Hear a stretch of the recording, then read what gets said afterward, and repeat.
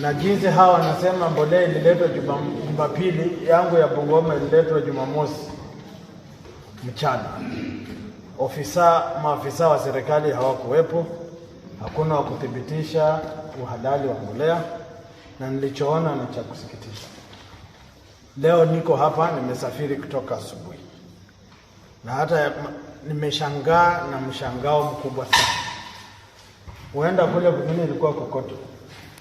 Hiki ni kinyesi cha mbuzi, punda na mifugo nyumbani, na zaidi ya yote mkojo ambao uko hapa, mwenyekiti, mkojo wa Komba Mwiko. We will not accept this. Hatuwezi kubali. Na kila mara tunasema viongozi wa serikali wengine wanapinga, na mimi husema the facts, you can't hide facts, you can't hide facts. Ukweli huwezi wekwa chini ya meza, utadhihirika mchana.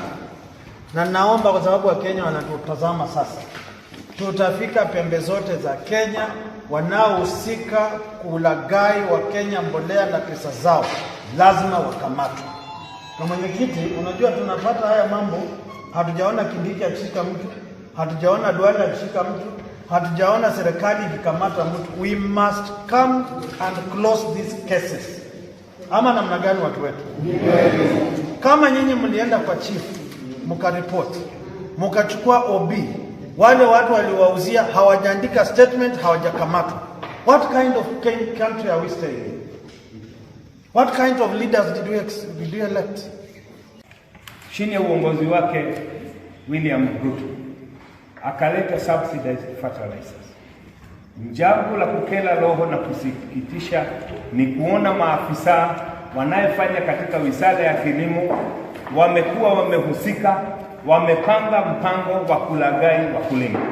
And we want to say with no unmistakable words, it is time that we expect the PS Agriculture, now that fake fertilizer has been sold to farmers, and we know that the ladies have set on, what we expect him to do with immediate effect is to give the farmers the right fertilizers so that they can plant on time. Jambo la pili, tunasema kila mtu ambaye amehusika. There are no sacred cows in this government. We owe it to the people of Kenya, and we must ensure that our people, the people who are farmers, and I come from Nyeri County, which is basically farming. Seshia wangu ametoka Kirinyaga, Mundigi Faistia ametoka Embu, hao wote ni wakulima.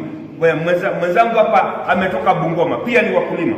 Lazima tuhakikishe wale watu wote ambao wamepata hii fertilizer gushi, they've been compensated not with money but with the right fertilizer immediately. Wahusika wakuu ni wale ambao wanahusika katika mambo ya kununua na kuhakikisha kwamba bidhaa inafikia wakulima. Wale wakupachikwa ndo wameharibu hii maneno. Na unajua wakati mambo kama hii inafanyika, lazima tuchukue na jukumu, ama sio? Unajua Swahili husema kibembacho kikivunja inafupa mchukuzi. Kama wewe unasimamia halmashauri ya nafaka, mambo ikiharibika, wewe lazima uwe na jukumu la kwamba kwa sababu kimevunja, umefanya wachukuzi wafaidike, wewe ulikuwa unafanya kazi yako. Kwa hivyo lazima tutaita waziri wa kilimo, tumeita wale halmashauri ya udhibiti wa bidhaa KEMS, tumeita Kenya National Trade Corporation, Rebecca Miano, waziri wa trade Mario KNTC ipo, tumeita pia vyombo vya usalama ndio tujue ni vipi. Lakini la msingi, na mkulima amesema, kabla hatujaenda kukopa zaidi, tulipe ndani ya fertilizer ambao wakulima alichukua ambayo ilikuwa sawa, kwa kuwapatia mbolea ambayo ni bora ama kuwarudishia pesa yao, kwa sababu pia msimu unasonga. Na nilisema kwamba huu ni ugaidi. Nikaambiwa fertilizer imekuja na nikaiona hiyo message.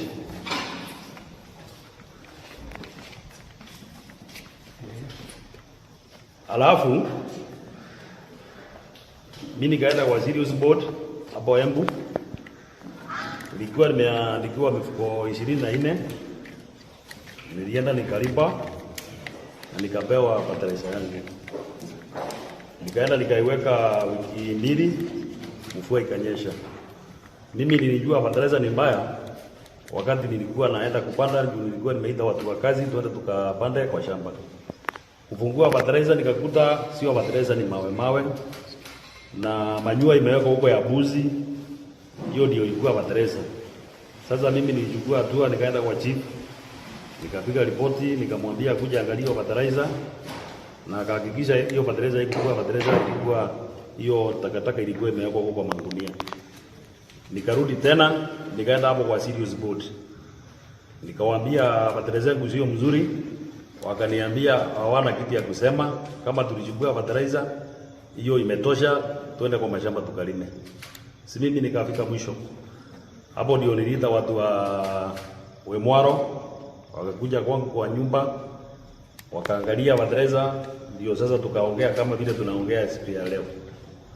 Sasa wakaniambia watafuatilia, na hiyo kitu ilitambaa sana. Ndio nilipigiwa watu na watu wa county, nikapigwa na watu wa CID, wakaniambia hata nilipoti kwa polisi, lakini mimi sikuripoti juu nilishindwa. Sasa nitaenda wapi na fertilizer nilikuwa nayo? Sasa ile kitu mimi ningeomba hapa, watu wa Sirius wanatusumbua, sijui ni watu wa Sirius ama ni serikali. Pesa tuliwapea, mashamba tulikuwa tumepanga vile tutapanda, mvua ilinyesha, hatukupata fertilizer.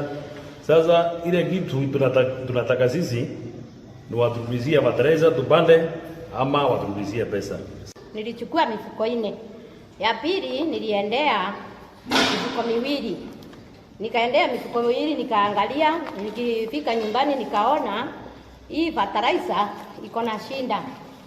Kwetu mbele tunapandanga wakati wa kiangazi. Nilichanganya nikapanda na mfuko mmoja. Wengine wao watu wa kazi wakaniambia, hebu mama angalia hiyo fertilizer. Nikachukua nikaangalia, na ndio hii fertilizer tukaona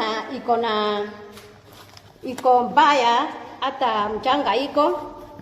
Nikawaambia kwanza, kwa sababu tumechanganya, pandeni tuone vile zitakuwa. Hata mahindi na maharagwe zinakuwa ikiwa yellowish. Hiyo fertilizer ilikuwa ile maandishi yake ilikuwa 10 29 10.